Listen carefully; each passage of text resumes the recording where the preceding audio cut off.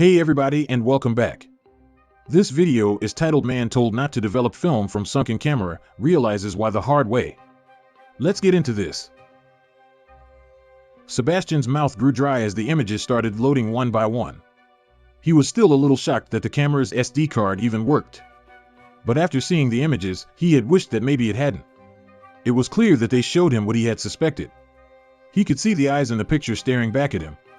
It must have been the captain of the ship before it ended up on the ocean floor. He knew what he had to do to make things right. Sebastian Jones was an ordinary guy who lived in California, Los Angeles. Growing up, he worked on the docks unloading cargo. This meant that Sebastian often spent his time around the waters that the city had to offer. Oftentimes, Sebastian was stuck after school waiting for his father to finish his shift at work. So he decided to ask his dad if he could take a diving course based out on the nearby beach. During his last few school years, Sebastian developed a passion for diving. His father encouraged him by buying him all of the necessary equipment, the mask, the rebreather, everything that he needed. But while his father was supporting him in his hobby, he had no idea that it would spark a passion that would one day lead his son down a path that no one could have expected. And it would lead them to a harrowing secret. After high school, Sebastian made up his mind and decided that he would become a full-time employee at the diving school he had been learning at for the last few years. He got certified as a teacher and never looked back. Despite working as a diving instructor, Sebastian continued to dive in his own time. He would head out every Sunday morning for a dive just off the coast of Los Angeles. But he had no idea that one day it would change his life forever. It was a regular Sunday morning, and Sebastian took to the coast. He used one of the boats from his work and found a nice diving spot. He put on his gear, and after a few deep breaths, he plunged himself back into the warm water. Before we continue, if you like this video, please like, comment, or subscribe. We'd greatly appreciate it. Now back to the video. Despite diving for many years, Sebastian still always felt disoriented when he landed in the water.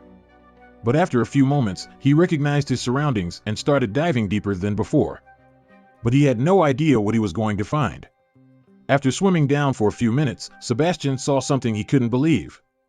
Through the murky water, he made out the shape of a small boat in a place he was sure it didn't want to be, the ocean floor. Sebastian wouldn't call himself a treasure hunter.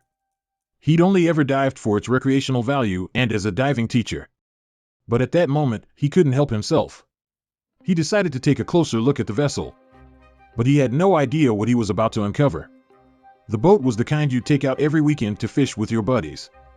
The strangest thing was that the boat looked completely intact, as if it had just sunk for no reason. But that was far from the truth. Among the ship remains, Sebastian's eyes caught a glimmer in the dark.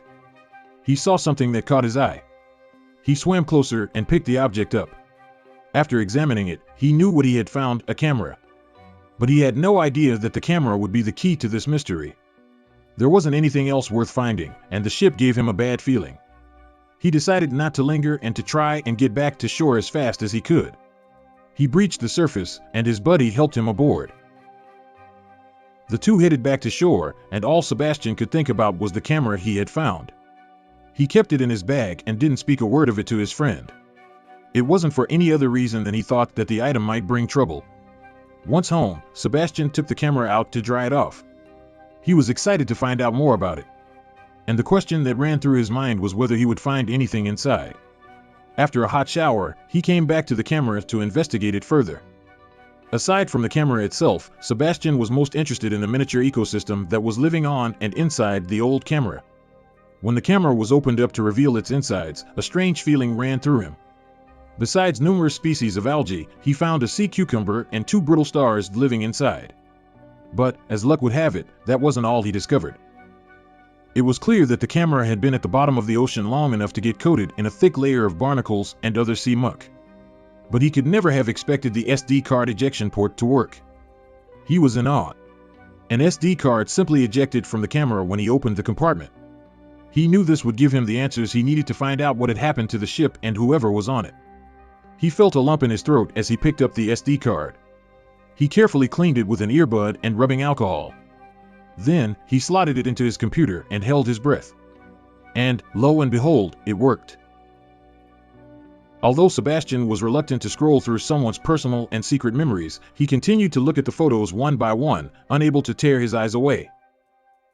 The photos and videos were of various people at many different get-togethers, dating back as far as July 30th, 2012. As exciting as it was, looking at the photos just didn't feel right somehow.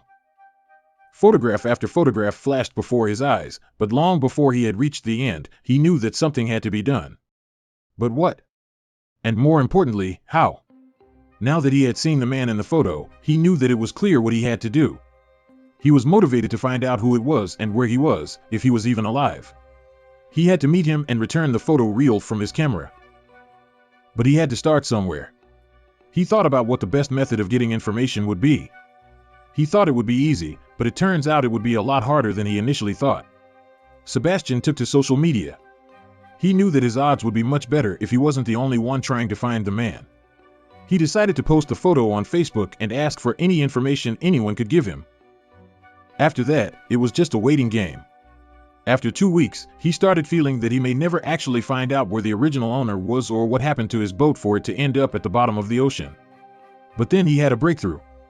Sebastian knew that the best chance he had of finding the camera's owner was to take the photos to social media, but Facebook wasn't getting him anywhere.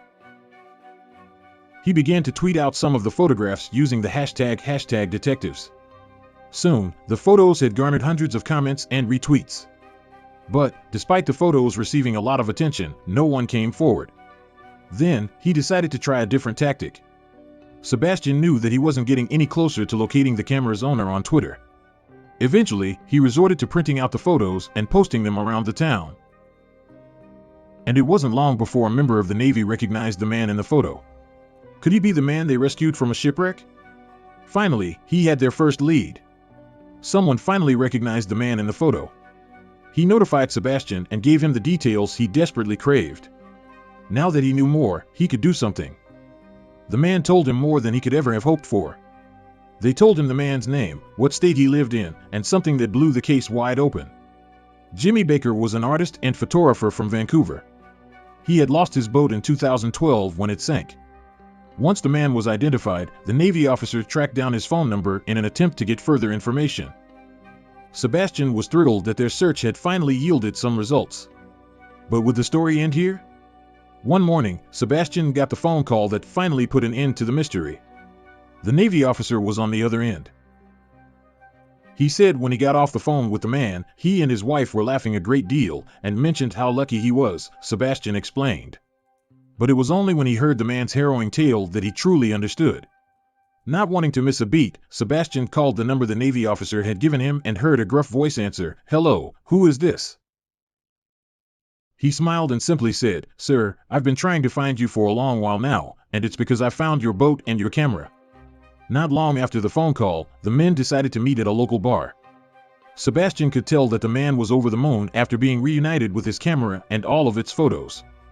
Sebastian excitedly asked for a recount of what happened that day at sea.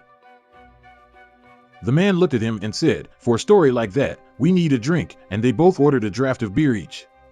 It turned out that Jimmy was an extremely lucky man. In 2012, Jimmy was making the long sailing trip to his summer home in British Columbia. His trip had gone without a hitch until he ran into a spot of bad weather. With the sea growing turbulent, his boat was thrown against some rocks. He subsequently lost his camera in the wreck.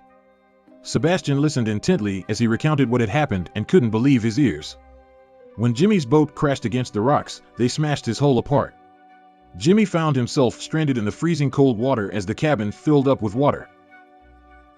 As water rose in the cabin, Jimmy barely had time to smash a window and struggle off the sinking boat before it disappeared under the waves.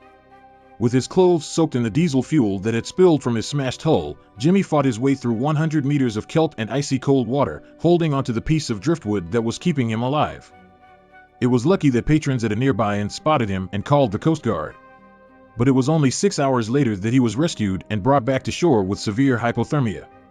Jimmy was thankful that he had made it out alive, but he had lost hundreds of personal possessions in the wreck.